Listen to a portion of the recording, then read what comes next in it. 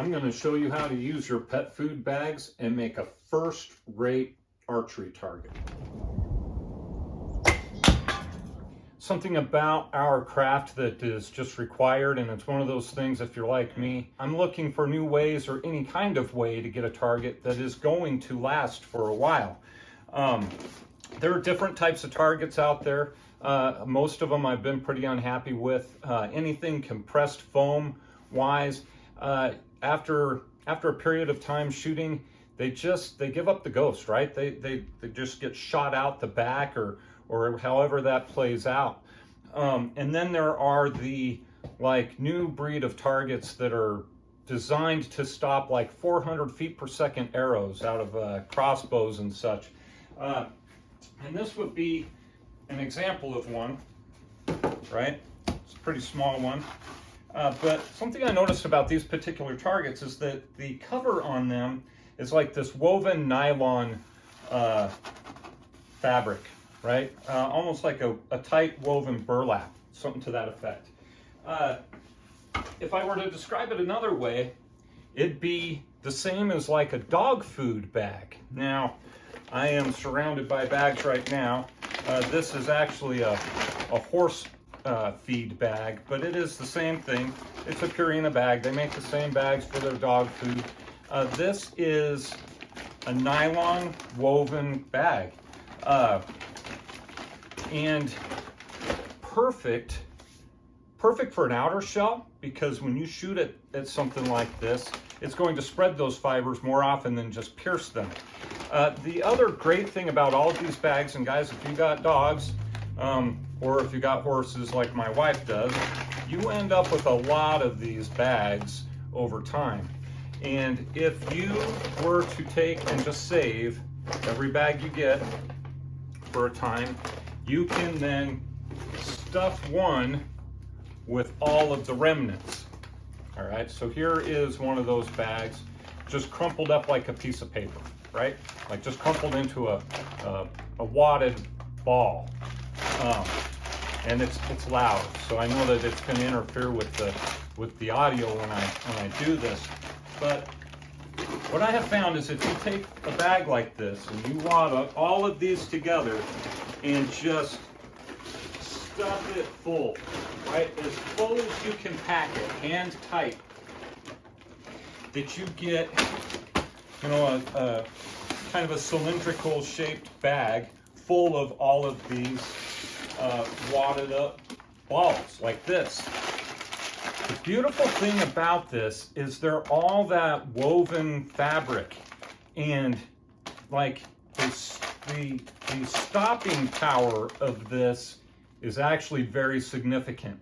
There's so much give that the arrow can't penetrate that well. It almost has to stop because everything is shifting behind it, and makes an excellent stop. Even though it's not packed super tight, like a commercial target that you're going to pick up, this is going to stop an arrow.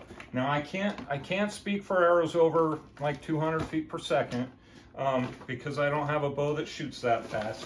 But it will stop my arrows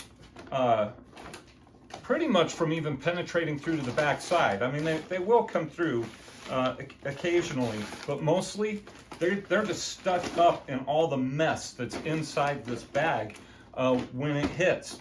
The other beautiful thing about this, guys, is that fabric that it's made out of, and I don't know if you can see this, but this is the outer shell of the one I've been shooting at, and you can see little dots on there.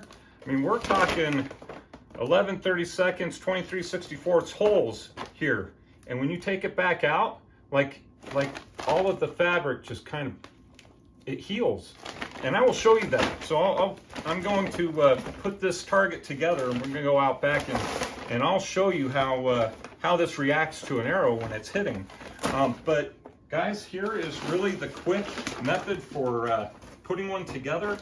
I have put a slit on either side of the top of the bag. I can't see my finger right through there. So just cut a the slit right there. And then on the back side, so I've got just a piece of twine here, more like nylon rope. And I'm going to force everything down in there so that I can then tie this over.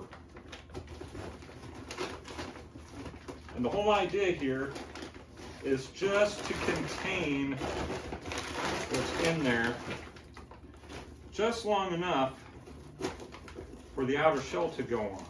It's nothing too fancy here. I'm going to take one more bag, so I've got everything contained within one bag. Then what we're going to do is just sleeve this existing one with another bag, and that will create really a double wall against initial penetration. So I'm going to get this sleeved in here right quick.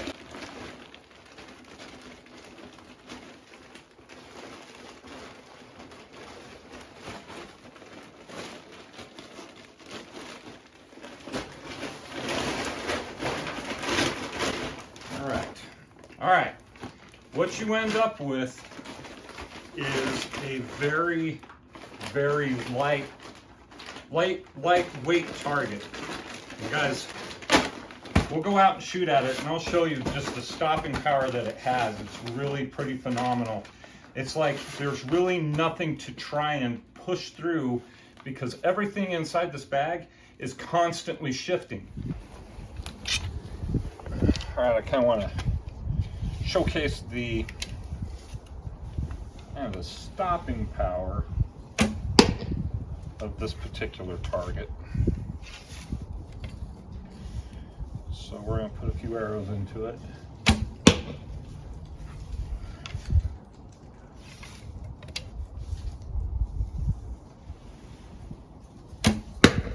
All right.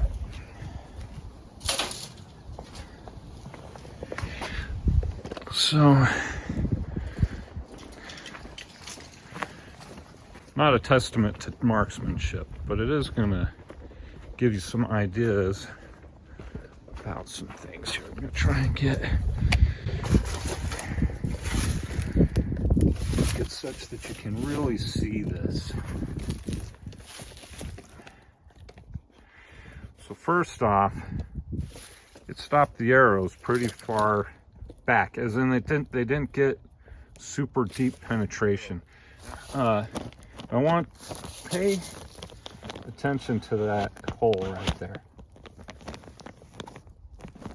See how that material around it, it basically heals up. Let me get a little better view of this one.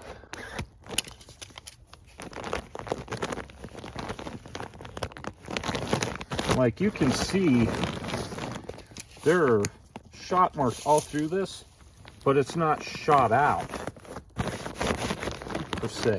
And everything's so crinkled in there that all you have to do is rotate it just even a little bit, and now you got a whole new point or like directional penetration. And so everything inside here is just stopping the arrows from penetrating too deeply because it's constantly, you know, changing shape within the bag. Great target, guys. One last thought about preserving the longevity of this particular target would be to find a way or devise a way to hang it like this, that as an arrow hits and a target will rock like this, that will also absorb an awful lot of the energy behind the arrow without allowing it to pass through the target.